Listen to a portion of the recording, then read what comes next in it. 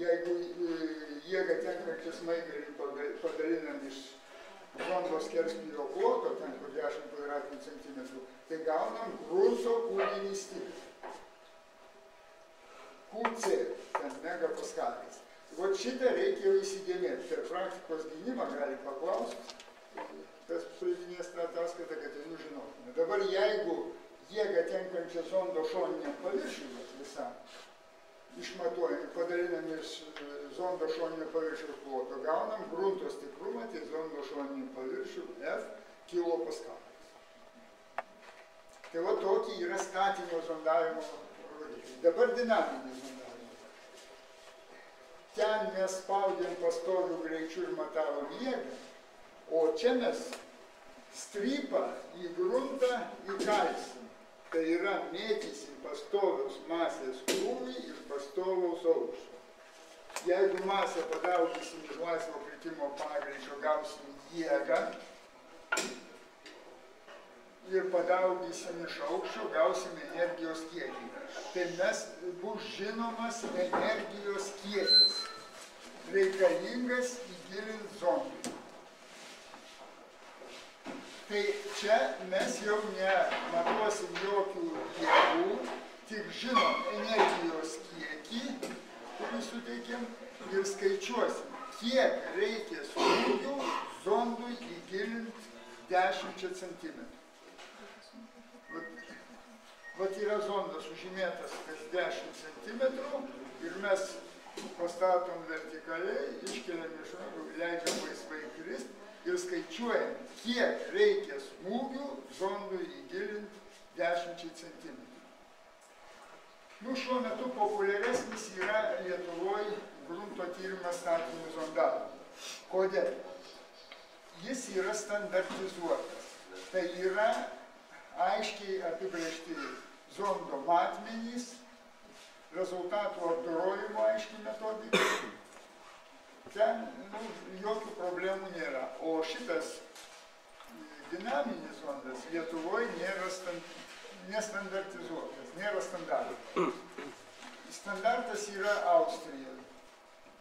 Austrija turi savo standartą. Aš čia tas kažkurias techninius rodiklius jums pateiksiu vėliau. Dabar Europos Sąjunga ruošia norminius dokumentus statybai.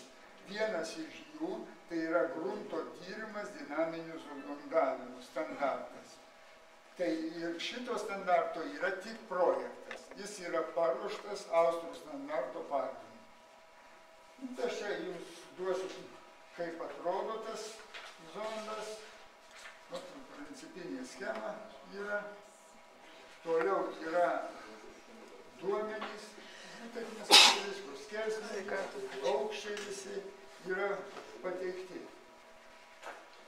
Dabar į rytus nuo Lietuvos ir Rusija, Baltarusija, Ukraina naudoja truputį kitokius zondus.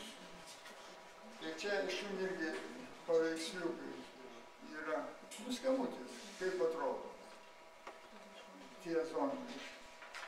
Nu, kadangi jie nėra standartizuoti, tai firmos kokį turi zondą, juos pasidaro savo standartą ir pagal jį dirba.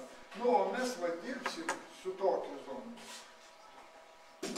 Tai dabar jo charakteristikos šito konkrečiai zondos.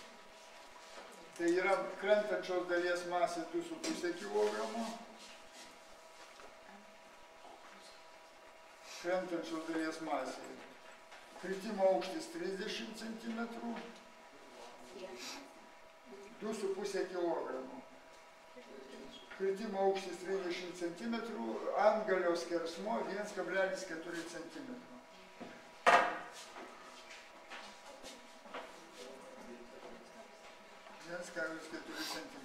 Nu, zondavimo kokia bus technologija. Labai paprasta. Pastatom vertikaliai, iškeliam iki viršaus, leidžiam laisvai krist ir skaičiuojam smūgį, kuris reikalingas įkalt kiekvienai 10 cm. O sužymėtam šitas strypo? Yra, bet jeigu iš arčiau paliūdys, kad čia yra sužymėta.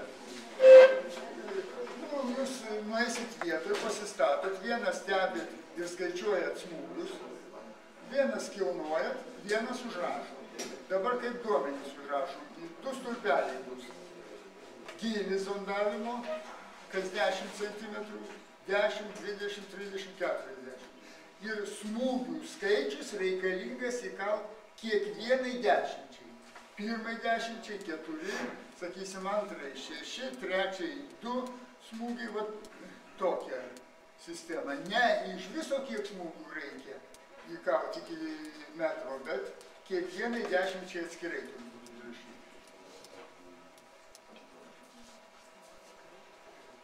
Tai dabar mes taip zonduodami, tai tiesiogiai neištiriam grunto savybių. Čia yra netiesioginis grunto tyrimo metodas.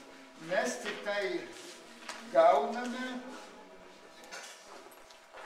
grunto atsaką į mechaninį poveikį, į smūgį. Tai mums reikalinga vis tik kažkaip tai nustatyti kažkokius tai rodiklius. Bet kadangi nėra standartizuoti, tai tokio vieningo standarto nėra. Nu, galbūt toks priimtiniausias, tai yra austrų standarte pateiktas rodiklis. To rodiklio esmė yra tokia. Tai reikalingas energijos kiekis į gilį įstumti 1 kubinių centimetrų gruntų iš po zonos. Energijos kiekį mes žinom kritimo aukštį ir krentančios dalies masę, tai energijos kiekį mes žinom, mgh,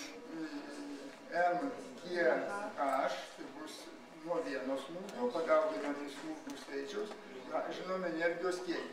Dabar jeigu skersmenį mes žinom, aukštį 10 cm žinom, tai žinom, kiek yra iš vis koks tūris įstumiamas iš po zonos. Tai tas rodiklis, kažkoks yra, taip jis bus mgh 10 a, kur a skerspjūvio plotas. Čia yra 10 cm aukštis, o čia yra skerspjūvio plotas. Čia masė, pagreitis, sukritimo ir aukštis.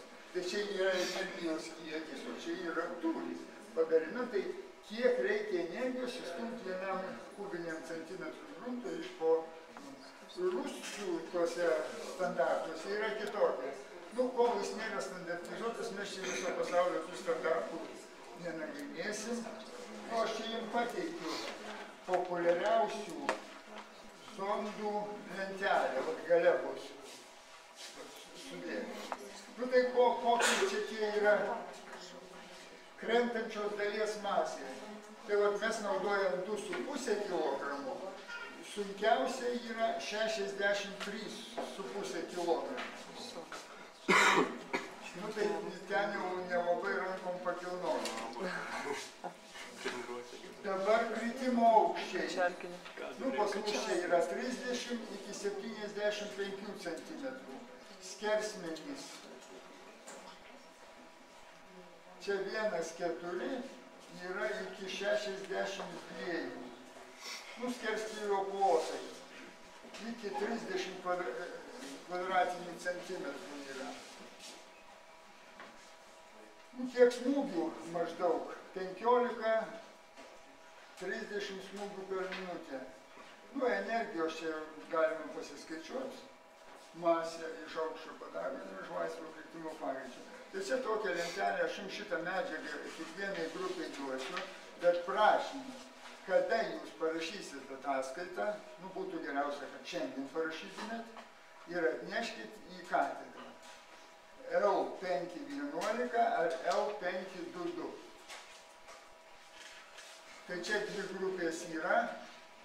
Kiekvienai grupiai reikės parašyti ataskaitą atskirą ir kiekvienai grupiai duodu po vieną šitą medžiagą.